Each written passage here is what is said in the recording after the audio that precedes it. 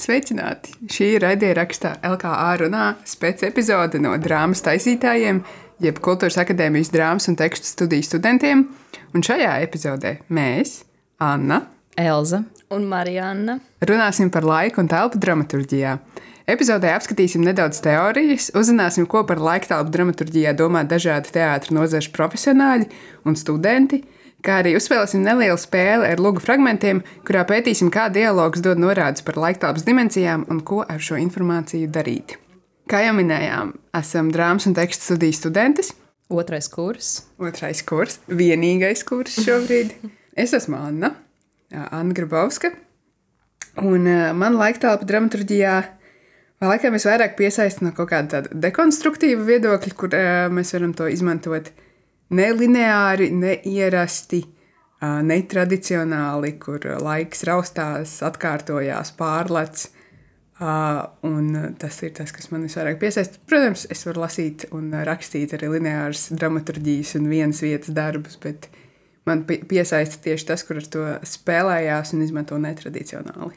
Mani sauc Marianna Stasio, un kopumā par laiku un vietu man šķiet, ka man ir diezgan tāds noteikts viedoklis jau izveidojies dramaturģijā. Var teikt, ka man pašai personiski piesaista tas, ka raksturi ir ievietoti visas lūgas laikā vienā telpā, ka viss notiek vienā telpā, no kuras viņi, protams, var iziet, bet viņi tā kā tomēr risina kaut kādu lietu šajā telpā, un tāpēc viņiem pašiem tā kā neliekas opcija iziet kaut kur. Un man arī nepatīk, vai drīzāk varētu teikt, ka es neizmantoju šo lielos laika posmus, iespraudumus, ka viss notiek tomēr vienā laikā, viss notiek vienā dienā, vienā stundā kaut vai, bet tas notiek nepārtraukti. Tātad kaut kāda darbība vai kaut kāds notikums vai kaut kas tiek risināts un tam nav īsti pauzes. Var teikt, ka raksturi ir gan telpā, gan laikā, ir šajā vienā mirklī šeit, tagad, un tā kā viņam nav iespējas izbēgt. Tā es to redzu. Jā, par manu laika telpas estētiku, laikam arī mēs pieskarsimies amerikāņu dramaturģis un teorētiķis Eleonoras Fuchsas esejai, kur viņa min tādu kā dramaturga iespēju radīt pasauli, un tad mana estētika laikam var būt jebkāda, kas ļauj godīgu pasauli radīt tajā mirklī, kad es rakstu dramatisko tekstu. Tā var būt gan konkrēts nepārtraukts laiks un konkrēta vieta, kā tas bija pirmā kursā viencēlienā Magluba, kur tas notika Libānā, Beirutā, un tad bija ļoti svarīgi, ka tas tieši tur notiek kaut kādā konkrētā laikā.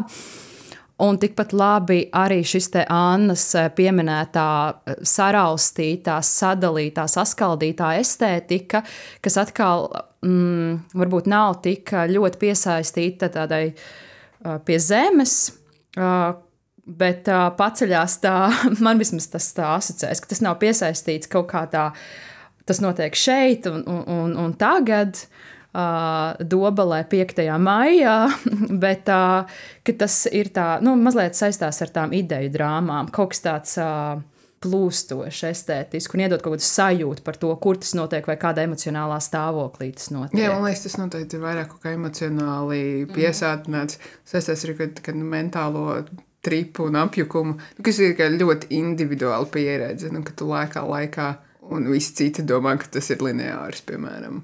Visi citi dzīvo normāli, bet galvenais raksturs tur tiek sviests cauri un ir apjūtis. Gan tās abas ir tādas, kas rada pasauli būtībā vienalga, vai tas ir tā kā Mariana aprakstīja, ka tas ir konkrētā laikā un vietā, gan arī, ka tas ir tik saraustīts. Tā ir kaut kāda uzbūrta pasaule, kur tālāk mēs varam tā kā nokļūt, un tur jau ir sava diktūra laika un telpas noteikumi. Paldies, Elza. Tā bija Elza, starp citu, kas runāja pēdējo brīdi. Elza Vildovs, jā. Kā es minēju pirms mirkļa, vispirms ieskatīsimies mazliet tādā teorētiskā fonā, lai skaidrāk saprastu, par ko mēs te tik šausmīgi gadu runājam, jo mēs jau zinām, bet varbūt jūs nezināt. Jā, laiks un vieta dramaturģijā.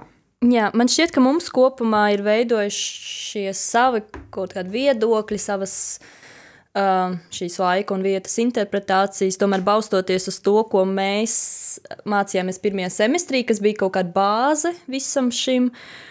Un cik kopumā mēs atceramies, tad gan laiks, gan vieta dalās tomēr vairākos tādos vēl elementos. Ja runājam tieši par laiku, tad viens no šiem pamatelementiem tas ir šis attēlotais laiks pašā ugas darbībā. Un otrais tad varētu būt pamatelements, tas ir tomēr arī ugas sarakstīšanas laiks, kurā laikmetā arī pats autors ir dzīvojis, vai mēs tomēr varam saprast, par ko autors ir runājis, ko autors ir pats redzējis šajā savas dzīvošanas laikā, uz ko autors ir balstījies, rakstot šo lugu. Un trešais šis pamatelements varētu būt lugas iestudējuma laiks, un tomēr kurā valstī, kurā pilsētā kopumā kādā politiskā vai sociālā stāvoklī tiek iestudēta šī luga, jo tomēr tas arī paver kaut kādas jaunas iespējas, jaunas refleksijas. Tas nosaka to konkrēto aktualitāti, kāpēc mums ir jēga kaut ko iestudēt šobrīd. Un šis trešais punkts saplūst, tur ir gan laiks, gan vieta, kurā vietā un kurā laikā, vai tas ir iestudēts 2004. gadā vai 2024. gadā, piemēram. Jā, pilnīgi precīzi, ka tas tomēr arī saplūst kopā ar vietu. Un kopumā gan laikam, gan vietai visi šie trīs elementi, viņi tomēr saplūst. Tas ir gan kuru ugas darbība tiek attēlota, tas nozīmē uzreiz arī kāds laiks ugas darbība ir attēlots. Un arī tad par vietu runājot, arī, piemēram, kurā laikmetā autors ir dzīvojis, un arī paralēli, kur ir dzīvojis. Tas ir tomēr iet roku rokā, un visi šie elementi tomēr savā veidā kaut kā sapūst kopā, tā ir arī taisnība. Un, jā, bet, protams, kā jau mēs arī iepriekš minējām, katra ar savās attiecībās ar šo laiku un vietas tomēr nav jābūt obligāti norādītam, tam nav obligāti jābūt ierakstītam, ka tur un tur tikos un cikos, un ka tomēr pastāv arī šīs vairākas metodes, kā izmantot šo laiku un vietu tomēr savā stilā, ka tas nav tomēr specifiski jāmin. Un piemēram, arī var veidot to ne obligāti chronoloģiskā secībā, kā piemēram ir arī pēc Aristoteļa var teikt, ka ir kaut kam ir sākums, kas ir sākums, tad ir vidus, kas ir starp sākumu un beigām, un tad ir beigas, kas ir beigas.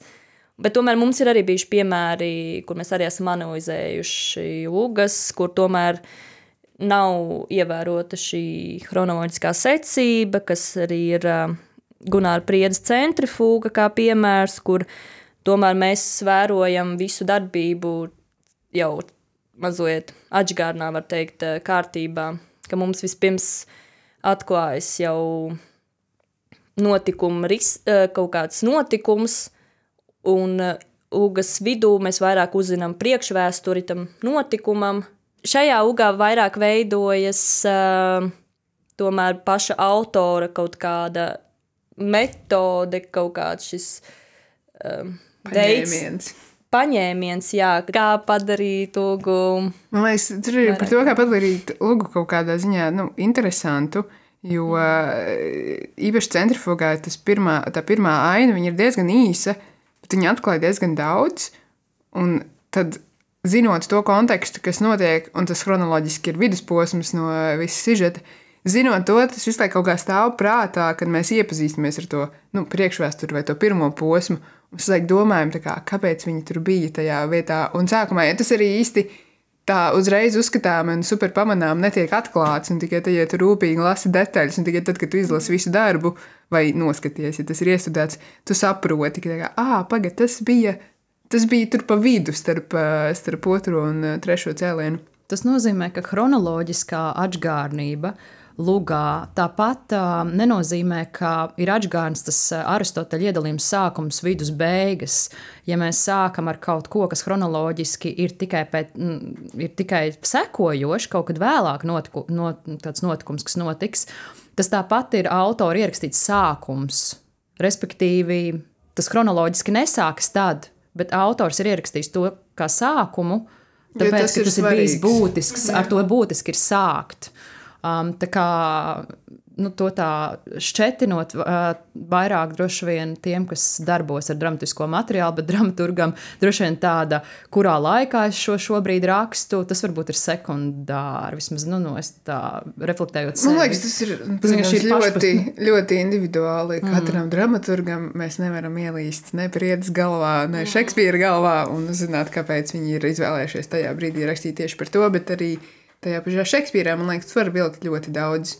Šekspīrs, protams, baigais mīts, kas viņš vispār bija, bet var vilkt daudz paralēlas ar to, ko viņš novērojis savā valstī. Un viņš izmanto atkal citu valstu notikumus kā kaut kādu it kā atsvešinājumu, bet viņš jau tomēr spoguļo to, kas notiek to brīdi. Un man liekas, Priede savā ziņā ir ļoti spilgts piemērs tam, ka viņš tomēr runā par to, kas notiek tad viņa laikā, viņam apkārt, kā viņš to interpretē un kā viņš to aptver, tas ir cits jautājums, bet tas ir bijis diezgan aktuāli.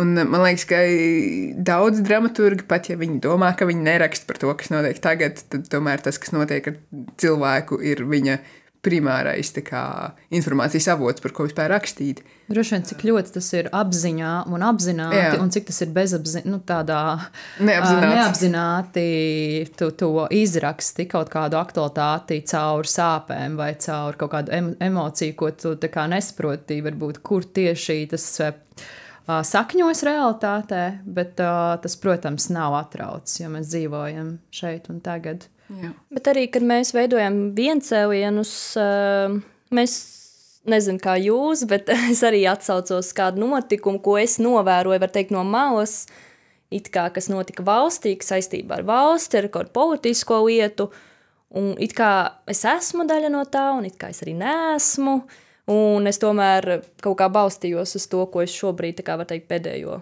2 gadu laikā novēroju, un ko es esmu novērojis kādos līdzcilvēkos un vēl kaut ko, jo, jā, man šķiet, vismaz man kā dramaturgam tas tā darbojās.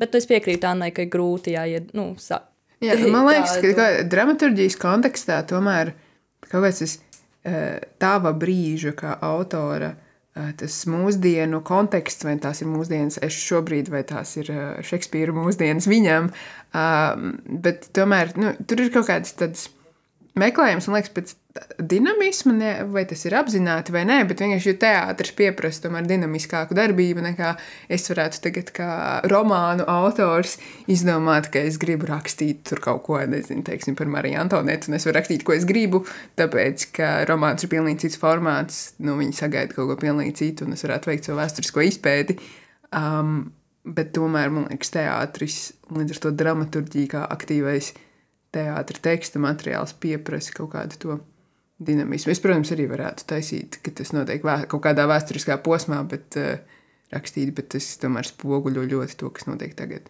Tāpēc, ka tā ir spēle. Un tāpat kā dramaturģija, tā ir tas kā darbības pieraksts. Mēs pierakstam darbību, kas arī var būt kaut kāda sajūta vai kaut kāda esība, kurā šobrīd mēs esam. Tā darbība nav obligāti pacelt roku vai apsēsties, bet, vai sākt kauties, bet tā ir kaut kāda iekšēja, kaut kas vārās iespējams, un svarīgi, caur dramatisko tekstu pierakstīt šo te iekšējo kaut vai kustību, ja ne obligāti, bet viņi kaut kā ārēji izpaužas, jā. Mēs te esam piefiksējuši dažus piemērus, par kuriem mēs gribam parunāt gan laika, gan vietas kontekstā. Bet varbūt svarīgi arī, pirms mēs klausāmies Aristoteļa. Jā, droši pasaki Aristoteļa piemēru, bet pirms mēs klausāmies vēl, mums ir arī vienkārši mūsdienu aktuālā teātra piemēri. Un pēc tam mēs paklausīsimies, ko mūsu laika biedri teātra nozarē strādājoši vai studējoši kolēģi var pateikt arī, ko viņiem nozīmē laika telpa teātrī un dramaturģijā.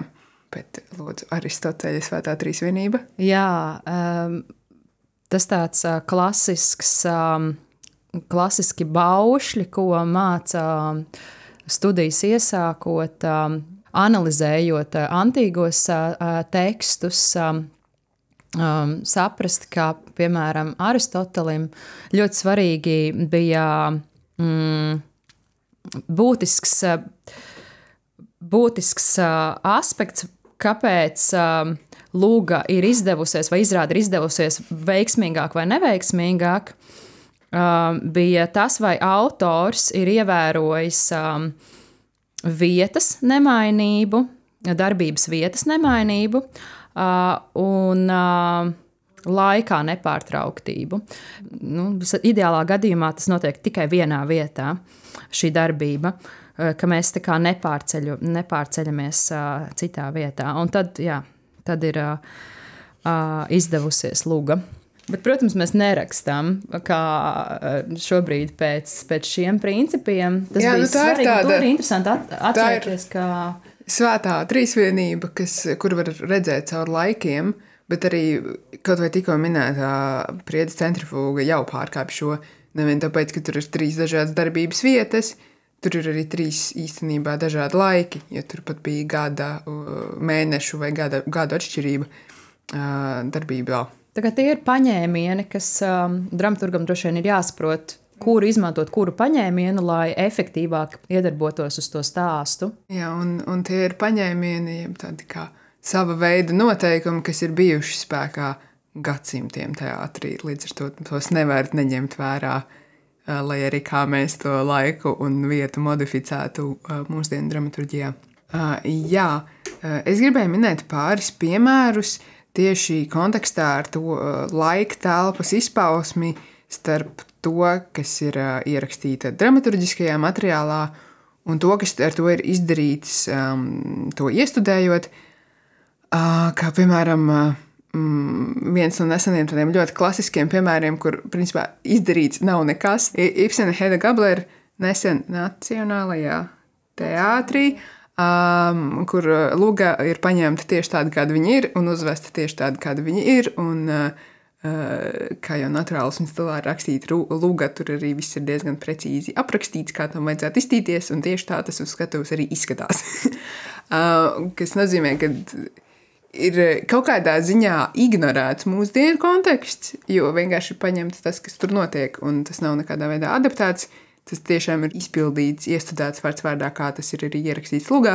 Vai tev nešķiet, ka tāpēc var pieredzēt lielāku atsvešinājumu, tāpēc, ka ir šī te nobīde notikusi kopš uzrakstīšanas brīža, kas ir apmēram 100 gadu vairāk, ka tad tas nebija atsvešinājums, tas nebija atsvešinājuma efekts, ka tas bija tieši tā, kā uzrakstīts, un šobrīd to iestēr tieši tā, kā uzrakstīts. Mēs varam, ar tādiem kostīmiem un tādu scenogrāfiju, kas mūsdienās liekas, tieši tā, nesaprotam un sveša. Bet jā, un tas ir mans piemērs, kur ar dramaturģisko materiālu kaut kādā ziņā ir izdarīts nekas, jo nekas nav mainīts. Un tad vēl viens piemērs, kur atkal tīri ar tekstu, nekas nav izmainīts, bet toties tas izrādes efekts ir mūsdienu kontekstā ļoti spēcīgs. Tas ir Čehova teātra izrāde Hamlets, kur no Šekspīra ir saglabāts pilnīgi viss, varbūt kaut kādas minimālas rediģēšanas darbi, izņemot kaut ko un tā. Bet, principā, tas ir pamatteksts, tāds kāds viņš ir, tādu kāds Šekspīrs viņu ir uzrakstījis un kā viņš ir tulkots uz krievu valodu. Bet savukārt scenogrāfija un specifiski kostīmi mums liek ļoti to sasaistīt ar mūsdienās ļoti aktuālām politiskām tēmām. Un jā, 2 dažādi piemēri, kur vienā mēs izmantojam ne teksta deformāciju, ne teksta izmantošanu, bet citus teātra elementus, lai to padarītu mūsdienīgu un aktuālu, un lai izceltu šī dramaturgiskā darba spēju dzīvot cauri laikam un to, kā tas ir aktuāls mūsdienās. Un otrs piemērs, kur mēs vienkārši paņemam to, kā tas ir, un tad, cik zinu, arī teātra meklētāju telpā radās jautājums, kāpēc tas vispār tiek tagad iestudēts un kāda tam ir jēga un ko autori ar to gribējuši pateikt. Jā, tad sanāk, ka vienkārši ar tekstu, pat ja tas ir uzrakstīts pirms 100 gadiem, teiksim, un mūsdienās varbūt tas vairs nav tik aktuāli un tas varētu būt pat nesaprotami, vai teikt, ka to apģērbj mūsdienīgā apvalkā ieģērbi, tad tas kļūst tomēr kaut kāds tas iegūst jaunu elpu. Un šajā kontekstā var pieminēt arī ideju drāmas, kurām mēs pieskārāmies arī gatavojoties šai epizodei. Piemēram, Māris Zalīts Lačplēsis vai vispār Lačplēsis arī kā stāsts. Minējām arī dažādas Raina lugas, kuras ir spēcīgi simboliskas, kurās it kā mēs varam nolasīt to darbības vietu un telpu, it kā ļoti specifiski, bet tajā pašā laikā tas lugas saturs un tas sižets ir spējīgs dzīvot cauri laikiem, jo tas runā par kaut kādām daudz lielākām metaforām un lietām, kas cikliski notiek atkal un atkal. Vienmēr būs kāds melnais bruņinieks, kuram stāties pretī, vai ne? Un tur gan tas laiks ir pilnīgi izplūdis, vai ne? No vienas puses mēs varam domāt, vai tas līdzīgi kā antīkajās traģēdijās, vai tas notiek koncentrēti 24 stundu laikā, jo kā ar 7 jūdžu zābakiem, vai kā nokļūt no vietas uz vietu, un tas viss kļūst daudz relatīvāks. Šajās tieši idejas drāmās. Jā, jo laiks pats par sevi jau ir ļoti, ļoti relatīvs lielums, un visu laiku nevar izbēgt no tā, ka uzrakstīšanas brīdī, kā jau mēs minējām, iestudēšanas laiks būs pilnīgi cits kā uzrakstīšanas brīdis.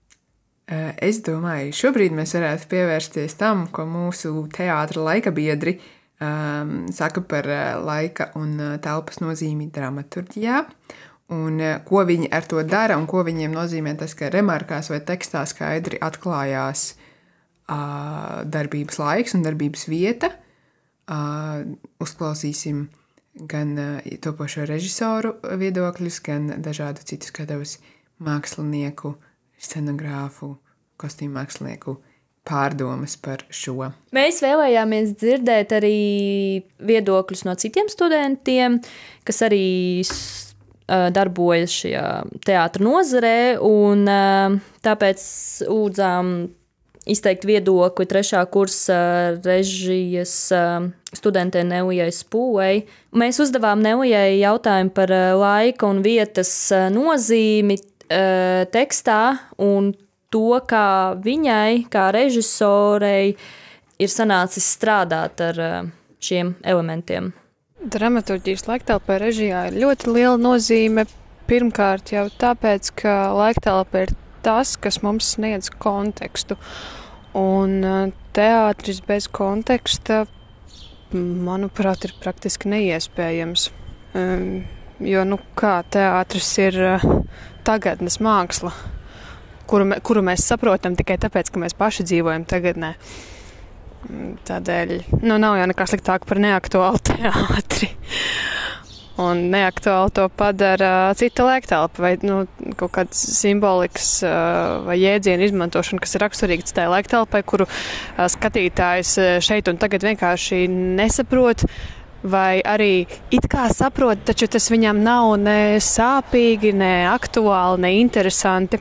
Tādēļ, režisoram ir ārkārtīgi svarīgi ņemt vērā gan savu reāli dzīves laiktelpu, gan lugā ierakstīto laiktelpu, gan arī, es teiktu, paša autora dzīves laiktelpu.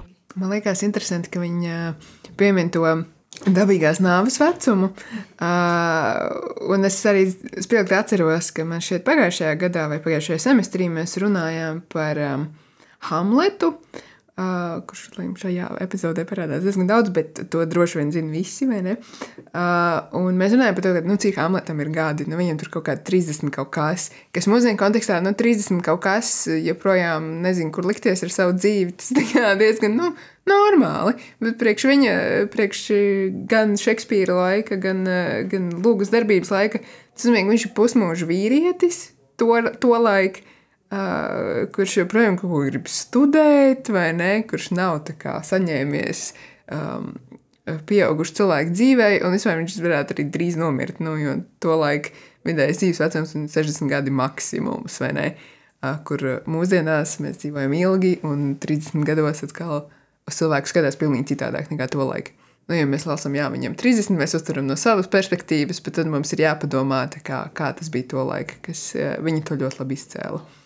Jā, viņi kaut kā sanāk dekonstruēt to pašu uzrakstīto, lūgā uzrakstīto, lai nebūtu varbūt tas apmāns no savas personīgās uztveres apmāns, kas viņu to lūgu un dramatisko materiālu interpretē uzreiz automātiski caur savu prizmu, tad droši vien režisors un varbūt visi pārējie, kas ir iesaistīti tieši izrādes veidošanā, viņam droši vien ir ļoti svarīgi dekonstruēt to visu, kas ir pašā tajā tekstā uzrakstīts. Un es vēl joprojām domāju, ka iespējams dramaturgs daudz intuitīvāk pieiet lūgas rakstīšanai nekā vēlāk režisors. Atkal, protams, subjektīvi un ir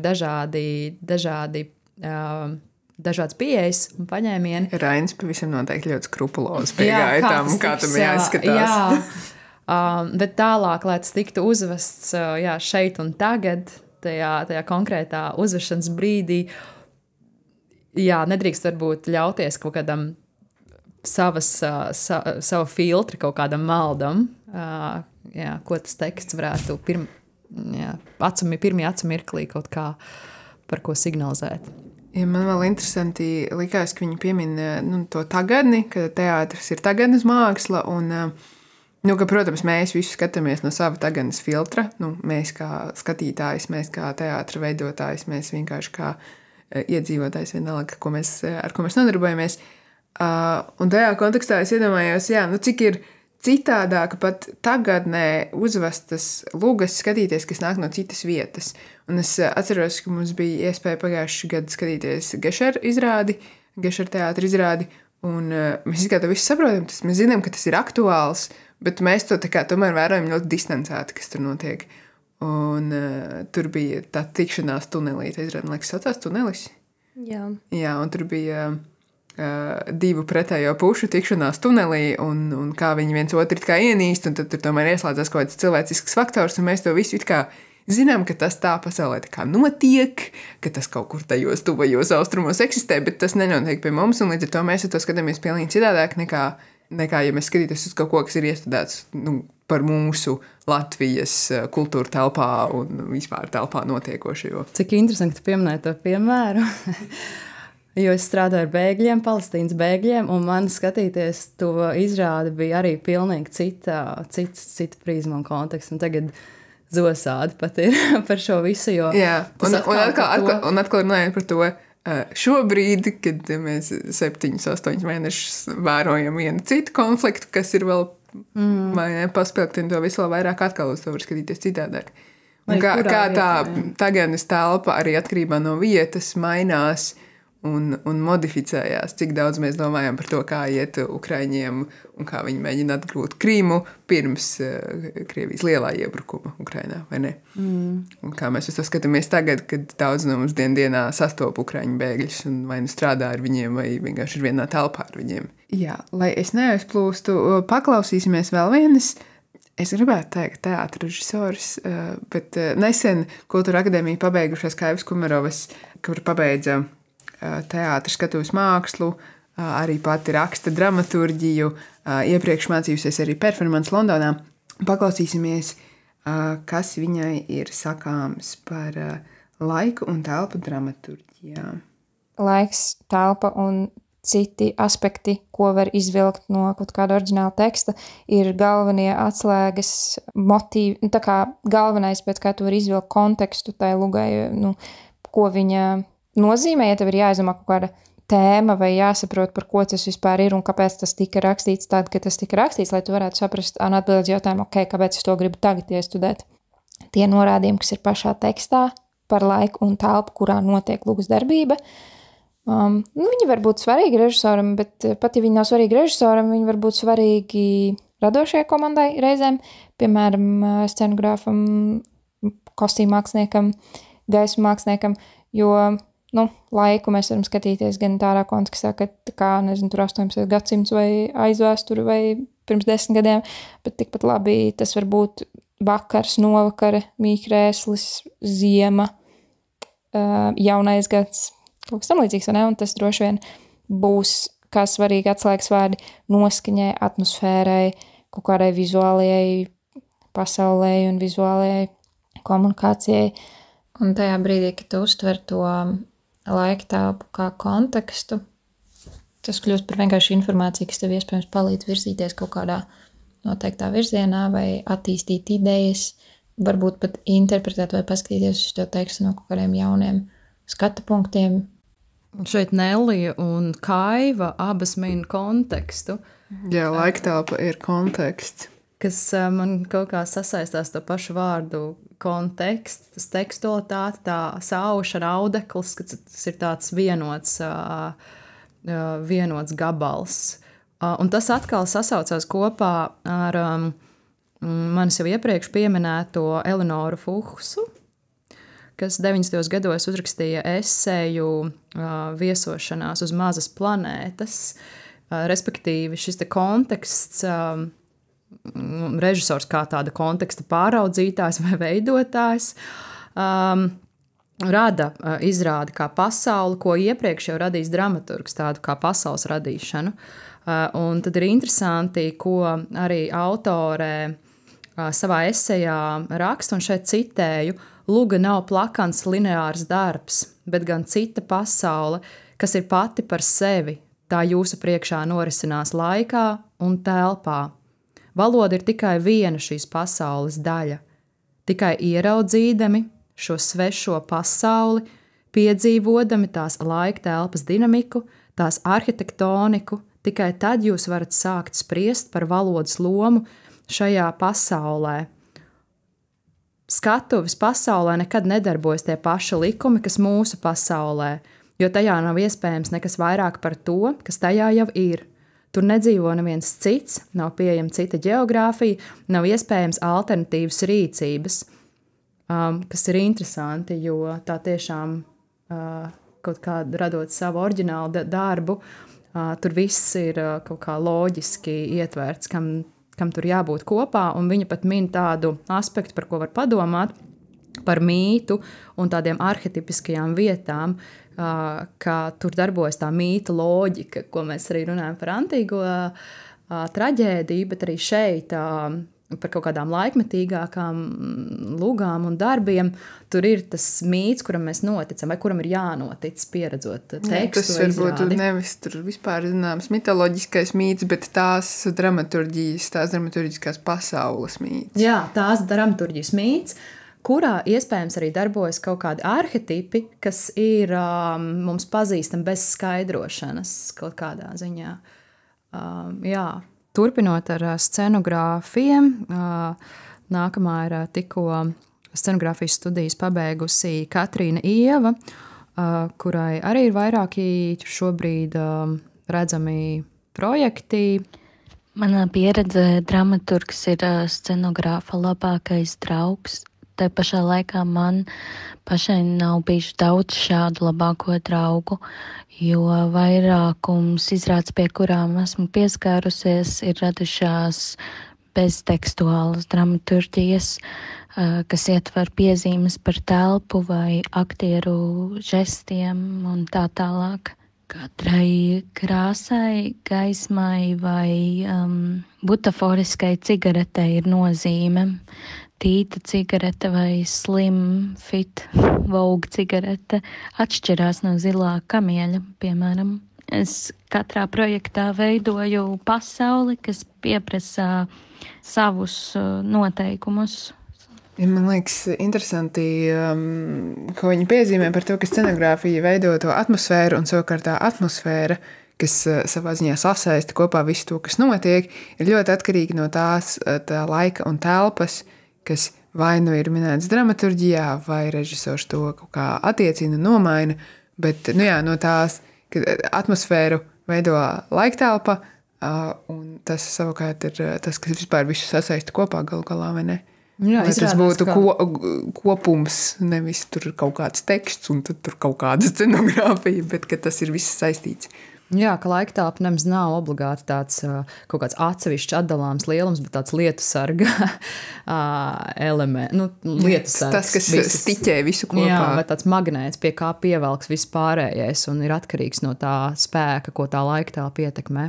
Patīk, kā viņi minēja, ka atmosfēra palīdz ainai dzīvot organiski, kas man liekas arī svarīgi, ka tas, ko mēs redzam uz skatuves, tas realizētais dramaturģiskais materiāls, kad viņš organiski saslēdzās un nerodas kaut kāda skatītāja pretreakcija par to, ka tas, kas tur notiek, nav īsts.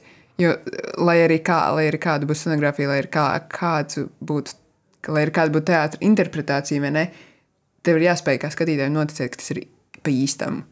Vienalga, kāda būtu tā pasaule, ko uzbūvē dramaturgs vai režisors kopā ar komandu, bet ir jābūt tam īstenības momentam un cik ļoti scenogrāfija tajā brīdī atkarājās. Ir atkarīga no dramaturģijas. Jā, un tagad mēs, kad esam nedaudz, var teikt, izveidojuši šo lielu apskatu par dramaturģiju. Ieguvuši dažādus priekšstatus. Jā, par vietu un laiku, un gan no saviem skatu punktiem, gan no šo nozaru speciālistu, tad mēs varētu tīri praktiski izmēģināt, kā mēs citu autoru darbos, šajos tieši dialogos varam nolasīt šo laiku un vietu, kas ir pateikts ar raksturu palīdzību. Kas ir zīmes, kas mums ļauj to ieraudzīt. Jā. Piemēram, mēs katrs sagatavojām vairākus piemērus un nezinot. Dosim vienu otrai, ir nesagatavotas. Jā, un tad mēs mēģināsim analizējot mums priekšā esošos dialogus un dramaturģisko tekstu, izspriest, kas ir zīmes, kas mums dod norādes par laiku vai telpu, un ko mums ar tām darīt, vai mēs tās ņemt vērā. Mēs, protams, nerunājam par iestudēšanu, jo mēs esam dramaturģis. Bet, jā. Tātad pirmais piemērs ir Kains. Man gaiz zem kājām, bet es negrimstu, kaut baidos grimt. Lucifers. Man uzticies, tad gaiss, kas manim padots, nesīs tevi. Gaiss zem kājām, bet es negrimstu. Viņš kaut kur karājās. Jā, tas iespējams nozīmē, ka vai nu ir cilvēks kādā lidošanas procesā, vai arī tiešām kaut kur Ļaušu piezīmēt, ka tu neizlasīji, pirms tam bija remarka, kad tas atrodas neizmērojamās pasaules telpās. Ej, nu sazini, kā tas izskatās. Man šķiet, ka svarīgi pievērst uzmanību, ka viens no šiem raksturojumiem ir Lucifers, kas nav īsti reāls. Kains tikpat labi var būt arī nereāls. Jā, bet tikpat labi mītisks. Viņu var tomēr vairāk saistīt ar cilvēcisko, jo tomēr tas Bet Lucifers, kas tomēr ir šis dēmons, un tā kā, ja ir dota neizmērojamās pasaules telpas. Es gribētu diskutēt par to, vai viņš ir reāls vai nē. Tā būs baigi karstā diskusija, to šobrīd laiks neatļauj, bet drīzāk, ka mēs neuztveram, ja mēs runājam par Dievu vai par vēlnu vai par tādām esībām, parādībām, vai vienalga, mēs viņus neuztveram kā materiāls būtnes. Un tas, man liekas, interesanti šajā kontekstā, kad Lucifers, kurš tikai runā un dažādos bībeles interpretētās dramaturģijās, šie tēli tā kā iegūst kaut kādu materiālu formu, viņi spēj sarunāties ar cilvēkiem, bet tad, ja mēs par viņiem domājam kaut kā citādāk un attiecinot to vairāk uz realitāti, tad mēs vienmēr iztēlojamies, ka tā ir kaut kāda enerģija, kaut kāds spēks, vai ne, Dievs ir visur katrā atomā, tad mēs neiztēlojamies, ka viņš ir kungs ar bārdu smēkoņu maliņas. Te var runāt par realistisko un nerealistisko dramaturģiju arī, kas tālāk tad un arī par tām pašām ideju drāmām, kas vairāk ir varbūt ne realistiskas, bet arī tādas pārlaicīgas. Mēs atstāsim izlasītos fragmentus anonīmus, bet norādīsim tos podkāstā epizodes aprakstā, jo mēs spēlējam anonīmo spēli. Mēs nezinām, kas ir tas, ko mēs esam. Iespējams, ka mēs atpazīstam, bet tā varbūt ir spēle klausītājiem. Bet, ja jūs atpazīstat, tad jūs varēsiet pārbaudīt epizodes aprakstā, vai jūs uzminējāt pareizi, kurš no Kaina un Lucifera dialogiem ir šīs. Okay, mēs vienīsim pavisam īsu fragmentiņu. Kaukāns. Jā, skaisti rudzījums šogad, brangi pārzīmojuši un auzas arī uz manas robežas tā smuki sadīgušas. Teorētiski tas varētu būt arī mūsdienās. Šķiet uzreiz tā lauku aina, jebkurā vietā, vai ne? Nav kaut kādā kultūra augi, kas šobrīd neaugtu, kaut kas arī tāds, kas ir šobrīd. Jā, skaisti rudzījumi šogad brangi pārzīmojuši. Tātad rudzi aug, iespējams rudzi zied. Pavasaris, jā. Ir brangi pārzīmojuši. Ir izturējuši ziemu, noteikti pēc ziemas vai pavasaris vai vasaras sākums. Un auzas arī uz manas robežas tā smuki sadīgušas. Auzas sadīgušas, tā tad drīzāk pavasaris, vai ne? Droši vien tādā klimatiskajā zonā, kur ir šī cikliskums, gada laika maiņa, kaut kas tāds. Jā, ko vēl mēs varam izlasīt no šī mazā fragmentiņa? Dienas laiku mēs nevaram pateikt. Mana zeme, tava zeme, kaut kāda robežu dalīšana, tikšanās uz teritoriju robežas. Ārtelpa, jā. Droši vien, ka tas pats lauks, bet rekā, ka viņš redz gan rudzus, gan auzas. Arī kāds cilvēks, kas no laukiem viņš pārzina, tas viņa kaimiņš kāds. Tas jau raksturiezīmes. Jā. Vai Marijana, tev kā fragmenta izvēlētājai ir kaut kas komentējams? Tas ir diezgan precīzi viss raksturots. Jā, es tieši gribēju domāt, vai es pievērsīsiet uzmanību tam, ka ir brangi pārzīmojuši, kas jau ir diezgan daudz pasaka, ka tas ir pēc ziemas, un tas tomēr uzreiz parāda, ka tas ir pavasaris, tas ir kaut kas saistīts ar laukiem, un pavasarī tas tāds ražants laiks, jo pēc ziemas viss pamostas, un jā, viss bija diezgan precīzi. Mēs izvilkām, ko vien varēja izvilkt. Būtu mums vēl 2 teikumi vairāk. Kopumā mēs varam secināt to, ka ir iespējams pēc šiem dialogiem, pēc šī autora vārdiem, ko viņš ir, var teikt, iemetis raksturiem mutē burtiski, tomēr varam kaut kādā veidā nolasīt gan šo vietu, gan laiku, kas tiek attēlots lugā, un arī kuru laiku pats autors pārstāv, izmantojot gan kaut kādus vārdus, gan kaut kādas aktualitātes, kas ir kopumā lugā iesaistīts. Vai Elza lūdzu pēc vēl vienu piemēru? Jā, es domāju, ka varētu vēl vienu. Ātri paņemsim vēl pašu pēdējo piemēru.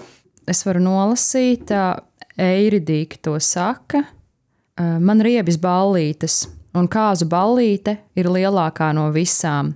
Visi viesi ir klāt, un Orfejs ir iegājis dušā. Viņš vienmēr iet dušā, kad ierodas viesi, lai viņam nebūtu tie jāsagaida. Tad tie jāsagaida man. Šitais labs. Uzreiz varoņu vārdi Eiridīka, Orfejs, mēs uzreiz iedomājamies antīko drāmu, un tad man riebis ballītes. Tā tad ir ballīte. Vai nu ir ballīte, vai ballīte tūlīt būs. Un Orfejs ir dušā. Senajā Grieķijā duša. Kas? Jā, man uzreiz šķiet, ka vai tie ir vienkārši izmantoti kā kaut kādi pseidonīmi, tā kā mūsdienīgā lugā, vienkārši Orfejs un tā. Vai arī tas tiešām ir tomēr šīs antīkā drāma, var teikt, tas pats sižets kaut kādā veidā ir pārnest uz mūsdienu. Jā, vai katrā gadījumā ir izmantoti tie arhetipi, raksturi, kādi viņi ir. Nevis vienkārši jebkura dāma, kur sauc Eiridīka, bet Eiridīka ar visu to, kādu mēs viņu zinām un kas viņi ir. Tikai viņi ir kāds ballīte. Iespējams, ka ir tuvojas vakars, ja iet runa par ballīti, tad iespējams, ka šī ballīte jau lēnām sanāk ja Orfejs ir dušā, un viņš to vienmēr dara, kad ierodas viesi, tad viesi sāk ierasties, un ballīte sākās. Un ir kāzas, tad es iztēlojos, kad kāzu estētiku, kāzu ballītes noskaņas, kas ir citādākas nekā citai ballītei. Un tomēr tas valodas lietojums, savukārt, man reāli liek to attiecināt uz kādām mūsdienām. Es ar visu to, ka viņš to dzērtīgi Orfejs nespēja iedomāties neko, kas būtu kaut vai 2 gadsimtus atpakaļ ieduša. bet arī valodas lietums, ballīte, duša. Jā, ok, ņemot vērā laiks piedienu, tas arī viss. Ceru, ka tas jums ļāva arī mazliet ieskatīties uz to, kā skatīties uz mazām niansēm dramaturgiskā tekstā, nevien uz remarkām, un mums arī bija tāds mērķis paskatīties uz to teksta daļu, kas tiešām ir dialogs un kas ir runātais teksts, nevis remarkas, kurās ļoti bieži īpaši naturālistiem patīk atklāt pilnīgi visu, kam kā jāizstāsta un kurā laikā un pulkstenis cikos tas notiek. Tad kas ir tas, ko mēs varam uzzināt no runātā teksta, no kur arī savukārt ir iestudējot grūtāk izvairīties, jo tad vai nu jāgriež ārā runātā teksta fragmenti vai jāmaina tie. Es ceru, ka šī epizode ļāva jums ieskatīties mazliet dramaturgu domāšanas procesā, domājot par dramaturģiju kā teātra instrumentu kaut kādā ziņā, kā ļoti bieži teātra izrādes pamatu un kā to nevar īsti atdalīt no tā vispārējā. Arī kaut kādā ziņā pasaules radīšanu pieredzēt, kaut vai ar tik maziem izvilkumiem no lūgas, kaut kādu atmosfēru sajust par to, kas ir šajā pasaulē, kāda ir tā estētika. Jā, paldies, ka klausījāties. Es biju Anna, Marianna un Elza. Drāmas un teksta studijas studentes, drāmas taisītāji.